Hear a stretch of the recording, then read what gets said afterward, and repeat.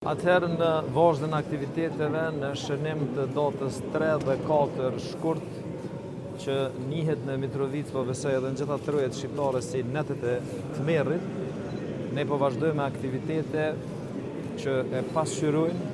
gjithë pjesën e krimeve të llahthashme që kanë ndodhur në Mitrovic gjatë viteve të 90-ta, gjatë luftës dhe pas luftës. Unë mendoj që institucionet e rendit dhe drejtësisë vendore dhe ndërkombëtare duhet që sa më parë akteret të cilët kanë qenë organizatorët dhe protagonistë e këtyre krimeve të llahthashme sa më parë të jenë para sistemit të drejtësisë dhe të marrin dënimin e merituar. Gjithë këto fotografi që ne i pam në këtë ekspozitë, për shkak se për herë të parë kemi aktivitete të këtij nivelit nga pllaka,